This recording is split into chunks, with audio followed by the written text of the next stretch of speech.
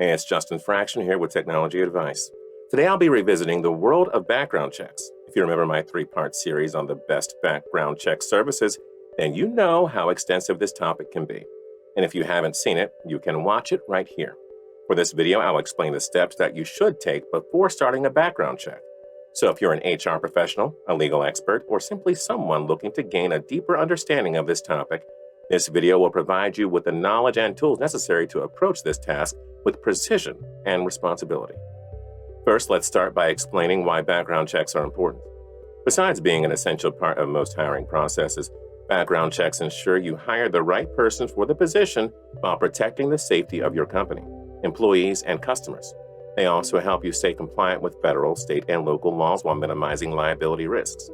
But before you can run a background check, you have to do a little prep work, like understanding the laws.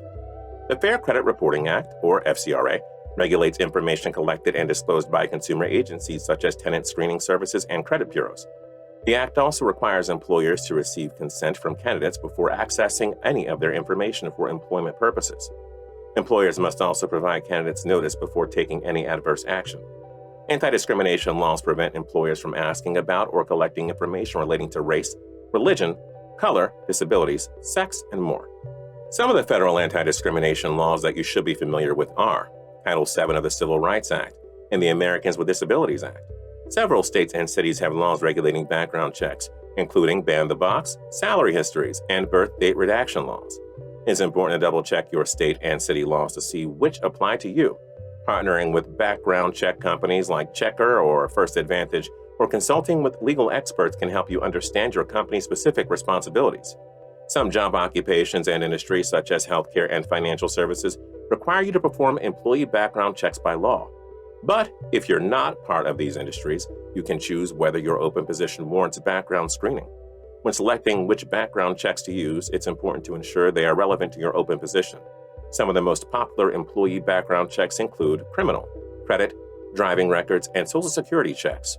And that wraps up the steps and procedures you should follow before running a background check. But before you go, I want to leave you with 3 best practices. 1. Make a conditional offer of employment before conducting a background check. 2. Avoid blanket policies disqualifying candidates based on their criminal history. And 3. Run the same background checks on all candidates to avoid claims of bias or discrimination. Now that you're confident and ready, stay tuned for a second video on how to conduct a background check in 5 steps. If you'd like to know more on this topic, head over to TechnologyAdvice.com for an in-depth article on background checks by Jessica Dennis. Till next time, we'll see you.